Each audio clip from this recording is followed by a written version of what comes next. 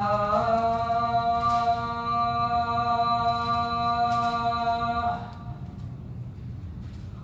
أكبر الله أكبر لا إله إلا الله.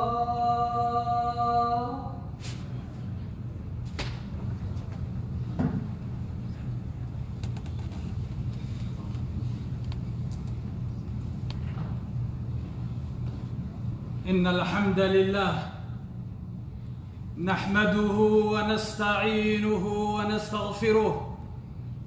ونعوذ بالله من شرور أنفسنا ومن سيئات أعمالنا. من يهده الله فلا مضل له ومن يضلل فلا هادي له. وأشهد أن لا إله إلا الله وحده لا شريك له وأشهد أن محمدًا عبده ورسوله صلى الله عليه وعلى آله وأصحابه ومن تبعهم بإحسان إلى يوم الدين. يا أيها الذين آمنوا اتقوا الله حق تقاته ولا تموتن إلا وأنتم مسلمون. يا أيها الذين آمنوا اتقوا الله وقولوا قولا سديدا يصلح لكم أعمالكم ويغفر لكم ذنوبكم ومن يطع الله ورسوله فقد فاز فوزا عظيما. أما بعد، وقال النبي صلى الله عليه وسلم: كل أمتي يدخلون الجنة إلا من أبى.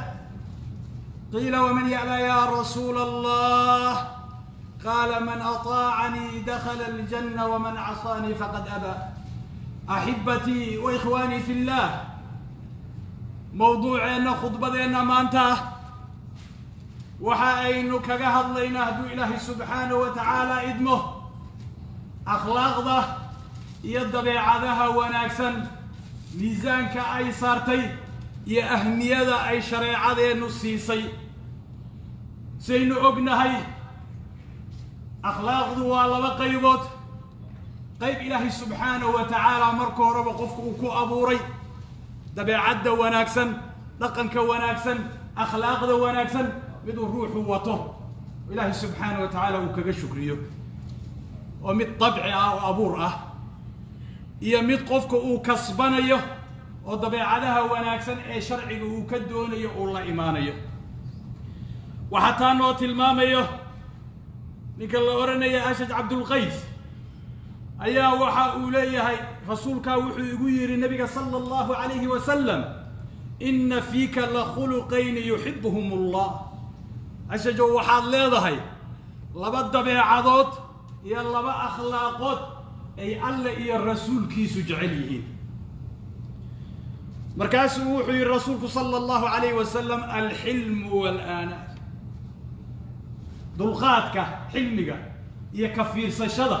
qofka intuusan wax fulin, labadaa dulqaadkaasa waa dabeecada ilaahay subxaanahu wa tacaala uu bixiyey. markaasuu wuxuu yidhi labadaasaad leedahay alle iyo rasuulkiisa uu jecel yahay. markaasaa wuxuu yidhi ninkii saxaabiga ahaa: yaa rasuula allah, ahumaa khuluqaani takhallaqtu bihimaa? ma laba dabeecadoodoo anigu aan samaystayba? am jabalanii allahu calayhima? ama ilaahay subxaanahu wa tacaala baa igu abuuray? markaasuu rasuulku sala allahu calayhi wasalam waxa uu yidhi: bal jabalaka allahu calayhima. ilaahay subxaanahu wa tacaala baa labadaa dabeecadood, xilmiga iyo aanaadka iyo dulqaadka iyo dhimrinta, ilaahay baa kugu abuuray. markaasuu yidhi: alxamdu lilahi aladii jabalanii calaa khuluqayni yuxibuhum allah wa rasuuluh. ilaahay subxaanahu wa tacaala bay mahadi u sugnaatay, igu abuuray laba dabeecadood iyo laba akhlaaqood iyo laba dhaqan oo alla iyo rasuulkiisu ay jecel yihiin. waxaa halkaan aanu ka arkaynaa in dabeecaduhu midna mid ilaahay subxaanahu wa tacaala miduu dadku ku abuuray ay tahay dhaqan wanaagga, akhlaaqda iyo dabeecadaha wanaagsan, nimcadaa ilaahay siiyeyna uu kaga shukriyo, oy u noqonaysa camal ilaahay subxaanahu wa tacaala uu jecel yahay. hadday sidaa tahay, midna waa kasbasho, oo waxa aynu tilmaami doonno iyo ahmiyadda qofka in uu raadiyo. ahmiyadda koowaad ay noo leedahay oon mawduuca maanta u saarayna tarkiiskaa waxay tahay موضوع أيضاكو إن بدن أي ضيعان لقن كودي وكمريهي أد أركيس إن بدن ودتك مسلمين تاها مجا مسلم لماذا أي وطن يا أخلاق يا ضبع عدو مركز اللي يسوفيري واحدة من لقى عربية بل إسلام لماذا لقى عربية كو أهميتها أي نولة إذا هي وحاوية أنها امتثال لأمر الله سبحانه وتعالى إن دقم وناكسن إي أخلاق وناكسن لليه ماذا وهو جانس أمر اللي الرسول كيس أي بحيان الله سبحانه وتعالى بواحولي خذ العفو وأمر بالعرف وأعرض عن الجاهلين وعاد قالت عفو يا سامحاده وهدي وحلقو ياله هدي لقو قرد الروضه هدي وحلقو دمه مر والبا دقنك يا أخلاق ذا وناكسن وحاوي إن عفو كبدشو وحي كتم هذا قف الله سبحانه وتعالى أوامرتي سوءه جانسمي وأمر بالعرف وناقضتك فرق وأعرض عن الجاهلين كوا جاهلين تأحد قدك سمينيا ظلمك سمينيا خطأ سمينيا كجيسو إساياته ووحلها كفعلون وامتثال إلهي أمر كي سأول قادنيه بل عبد الله بن الزبير وحاوليه حديث صحيحة أمر الله النبي صلى الله عليه وسلم الله وحو فري النبي جيسا أن يأخذ العفو من أخلاق الناس إنه عفو يا سامحات قاته أخلاق ذا يضبع هي دقن وناكسن إني كميتها وقضب كاللبادي اهتمامك أهمية أي لا أنها طاعة لرسول الله صلى الله عليه وسلم وفك إنه دقن يا أخلاق يضبع وناكسن لي ماذا وحيوطها الطاعة وأطيعي النبي محمد صلى الله عليه وسلم من حديث أبي ذر ومعاذ رضي الله عنهما قال رسول الله صلى الله عليه وسلم وخالق الناس بخلق حسن ذاتك واحد كل تعامشة ذاتك واحد كل دقنته أخلاق يدبع عدو وناكسن يدقن وناكسن وامتثال له كان سميه أمركم رسولكم بحية صلى الله عليه وسلم أهمية أي نول أيضا واحد قف كان يدقن وناكسن ولا دقن ميسا وحده كان سميسا أمركم الله الرسول كيس أي بحيين قضب كسدحات أنها سبب لمحبة الله سبحانه وتعالى لكن كي يضبع عدها وناكسن سبب بيقول نقطة إنه أدون كاسي الله سبحانه وتعالى جعلاده حديث أسامة بن الشريك ولينا رضي الله عنه أيا وحولي رسولك صلى الله عليه وسلم وحويره أحب عباد الله إلى الله أحسنهم خلقا أدومد إلهي وحال لو جعل بديه أكتيسا أحسنهم خلقا كوا ضد بعضها يدقن كوناكسن وكوا الله سبحانه وتعالى وجعل بديه وجعلي هاي دقن كوناكسن وحي كمي تايمرك دبيعة الله سبحانه وتعالى وجعلي أدونك وكجعلانيه مهما أخلاق هذا آد وناجسه هذا الكاغا آد وناجسه دبيعة هذا آد وناجسه هذا هو قال سمي أمرك الله سبحانه وتعالى فعل كاغا يسوه هزقلي كتا قول كاغا يسوه هزقلي كتا مروا الباء هجاجسه وأوامر الله سبحانه وتعالى وبحيي الله نؤكو جعلانيه قضب كأفرادي وحوي أهمية أي نوليدا أنها سبب لمحبة رسول الله صلى الله عليه وسلم شيء شمعه هذو دقن وناكسن أخلاق لوناكسن ليما سبب بيقول نقطة إنه النبي محمد جعلاده صلى الله عليه وسلم حديث جابر بن عبد الله وريني رضي الله عنه أي الرسول كوحليه صلى الله عليه وسلم إن من أحبكم إلي كان لو جعل بديه أكتينا وأقربكم مني مجلسا يوم القيامة مجلس يبوس لدقنا كان يقول وشبدا مالك قيامة أحاسنكم أخلاقا وكوا دبيعته ذي أخلاق ذي دقن كودو ونكسي ولو في النبي محمد صلى الله عليه وسلم مثل لو جعل بديه هي حقيقة مجلس يبوس لدقنا مالك قيامة يقول وشبدا وحاوي حاسنكم أخلاقا كوا أخلاق ذي دبيعته ذي وناجي قضب كشنات أهمية أي نولة هي دبيعتها هي دقن كوناكسن أنها أعظم سبب لدخول الجنة بعد تقوى الله وسبب كاللبات أدونك السبب إنه جنة الله سبحانه وتعالى متيسه ما كتقوى الله سبحانه وتعالى لقصر رأيه قضب كاللبات يقفك وكجلي كرجنة الله سبحانه وتعالى يلقوا أبا المرينيو ودقن كيد دبيعتها هي أخلاق ذي وناكسن والله إيمانه من حديث أبي هريرة رضي الله عنه صحيحة أيا سئل رسول الله صلى الله عليه وسلم سؤال بالويدي رسولك وحال عن أكثر ما يدخل الناس الجنة وحأقول بدن إضدك الجنة جينيها لويدي النبي صلى الله عليه وسلم فكان سوى تقوى الله وحسن الخلق alla ka cabsiga oo qofka waa xakamaha reebaya afkiisa iyo adinkiisa waxa celinaya oo ilaalinaya waa taqwada Allah subhanahu wa ta'ala hadduu qofku qalbigiisa taqwo ay ka buuxdo iimaan uu ka buuxo iimaanku waxa ilaalinaya inuu intuusan hadlin hadalkiisa ka fiirsanayo intuusan wax qorin qoraalkiisa ka fiirsanayo intuusan wax ficil ku dhaqaaqin ficilkiisa waa taqwada waxa celinayso waa waxa labaad ee miisaanka ahdana hadday dhaqaajinayaan jannada geynaya waa xusnul khuluq waa dabeecadaha iyo akhlaaqda iyo dhaqanka wanaagsan ee uu la iimaanayo bal rasuulka sallallahu alayhi wa sallam qodobka lixaad ee ahmiyada ay noo leedahay anna kamaalu diini bacda tawxiidi fi xusni lkhalq diinta kaamilnimadeeda bacda tawxiid waa akhlaaqda iyo dhaqanka wanaagsan haddaad doonaysid diintaada inay kuu dhammaystiranto bacda rumaynta allah subxaanahu wa tacaala aada waxido keligii koonkan iyo tasarufkiisa iyo maamulkiisa inuu isaga leeyahay keligii oo iimaanka rumaynta ah cid la maamusha allah subxaanahu wa tacaala ma jirto meel walbaad eegtid isagaa iskale dhulka isagaa iskale addoommada isagaa iskale ujeedduuna u abuurtay waxa uu leeyahay marka min xadiidi abi hurayra radia allahu canhu rasuulka wuxuu yidhi akmalu lmu'miniina iimaana axsanuhum khuluqa mu'miniinta waxaa u dhammaystiran iimaankooda kuwooda akhlaaqdooda iyo dhaqankooda iyo dabeecadahooda wanaajiya ibnu qayim raximahullah ayaa xadiiskaas markuu taabanaya waxa uu leeyahay isagoo fasiraya addiinu kulluhu khuluq diintoo dhan waa akhlaaq iyo dabeecada iyo dhaqan wanaagsan faman zaada calayka fi lkhuluq qofka akhlaaqda iyo dabeecadaha iyo dhaqanka ziyaadsada zaada calayka fi diintii baa u ziyaadaysa akhlaaqdaadu mahwaa ay wanaagsanaataba diintaadu way ziyaadaysaa qodobka toddobaad annaha athqalu shayin fi lmiisaan waxaynu ognahay addoonku wuxuu u dhiftoonaya u cibaadaysanaya u soomaya u salaadaya dikri la imaanaya inuu ilaahay subxaanahu wa tacaala janno ku abaalmariyo naarna uu ka badbaadiyo acmaashii maalinka qiyaamo addoonka wax walba uu samaynayo ficil iyo qool malaa'ig baa garbaha ka saaran wa inna calaykum laxaafidiin kiraaman kaatibiin yaclamuuna maa tafcaluun maa yalfidu min qawlin ila ladayhi raqiibun catiid afka ma kala qaada ilaa raqiib iyo catiid baa qalinka saa u haysa wa inna calaykum laxaasibiin ilaa aakhiri alaaya am yaxsabuuna anna laa nasmacu sirahum wa najwaahum balaa wa rusuluna ladayhim yaktubuun ma waxay moodeen dadku faqooda iyo hadalkooda hadday kor dhigayn waxay samaynayaan inaan laga warqabin maya malaa'igtanada agtooda ah oo qoraysa waxa ay samaynayaan oo dhan haddaba waa la miisaamaya ruuxii waa la miisaamaya camalkiisi waa la miisaamaya wixii laga soo qorayna waa la miisaamaya waxa ugu badan ee miisaanka u cuslaynaya waa dhaqanka iyo akhlaaqda wanaagsan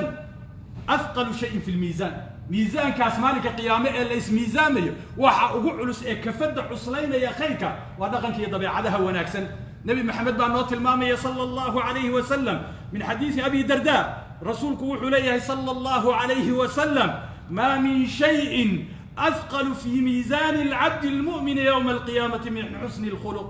shay ma jiro ka culays badan miisaanka oo la saaro addoonka miisaankiisa maalinka qiyaame mu'minka ah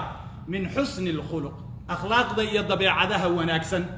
waxa ugu miisaan weyn ee u camalkiisa u miisaamaya ugu wanaagsan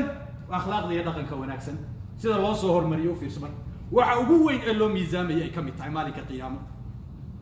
waxaa intaa dheer qodobka sideedaad annaha cibaadatun cadiima sida aynu u salaada u tukanayno u soomayno arkaanta islaamka ula imaanayno ayuu qofku inuu dabeecado iyo dhaqan iyo akhlaaq wanaagsan la yimaado cibaado aad iyo aad u weyn ay tahay وإلهي اللي دوانيه من حديث عائشة رضي الله عنها قالت قال رسول الله صلى الله عليه وسلم إن العبد لا يبلغ بحسن خلقه درجة صائم القائم أدونك وحلقوها ليشياء ولقو قارسية بحسن خلقه دبعديه سي أخلاق دي سي لقن كي سي وناكسنا درجة الصائم القائم قفك الصوم مالك يودن صنصناه إلهي أصومية هبينك يودن صلاة الليل أتاقن درجة ليبو تقيا قفكاز مؤمن كومالك يودن على درتي أصوما هبينك يودن صلاة الليل سجود ماذا حد دقيا أيا وحال وهليشين يا روحاس عبادة آتك أول ضدك لنا عوض لك كفوقيي وإلهي سبحانه وتعالى بريي وعباداتك وفضل بضنا أيا وحال لقو قارسين يا qofka sooman ee salaada iyo akhlaaqda iyo dabeecadaha wanaagsan uu la yimid qofkaas lagu haleeshiisin meeshu gaaray baa la gaarsiinaya dhaqankaaga iyo akhlaaqdaada iyo dabeecadahaada oo wanaajisay qodobka sagaalaad Abdullah ibn Umar baa waxa uu leeyahay xusuulul khayriya khayr badan baa ruuxaas u xasilaya qofku markay dabeecadiisu wanaagsanaato akhlaaqdiisu wanaagsanaato khayriya badan buu helayaa Abdullah ibn Umar ibn Aas baa wuxuu leeyahay rasuulka sallallahu alayhi wa sallam waxa uu tilmaamayaa inna min khiyarikum ahasinukum akhlaqa dadka kan ugu akhyaarsan akhyaar qofka waxa lagu tilmaamo akhyaar uu ku yahay waa kuwiina ugu dabeecadaha iyo akhlaaqda iyo dhaqanka wanaagsan qofku markaas uu akhyaar noqonaya qofku akhyaar ma aha haday akhlaaqdiisu xun tahay qofku akhyaar ma aha haduu dadku caayayo qofku akhyaar ma aha haduu dadka xamanayo qofku akhyaar ma aha haduu dadku dacninayo oo durayo wuxuu leeyahay rasuulku sallallahu alayhi wasallam inna min khiyarikum kan idinku akhyaarsan ahasinukum akhlaqa wa kuwa akhlaaqdooda iyo dhaqankooda iyo dabeecadahoodu ay wanaagsan tahay aqulu qawli hada wa astaghfirullah li wa lakum wa li sa'iril muslimin fastaghfiruhu innahu huwal ghafurur rahim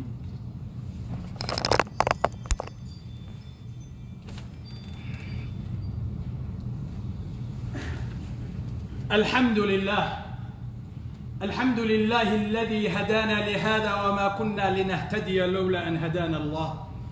أحبتي وإخواني في الله وحين تلماني موضوع قف والباء مركو قلبي جيسو وكن نغضه نفتي سوء وغانيه دبي عدي سي أخلاق دي سميشي تاقت وحو إلهي سبحانه وتعالى أمام الله له ارتقيه مالك قيامه حي عليه سيد النبي قلنا المامي صلى الله عليه وسلم إن الله لا ينظر إلى أجسامكم ولا إلى صوركم ولكن ينظر إلى قلوبكم وأعمالكم إلهي سبحانه وتعالى صورة قفك مئيوه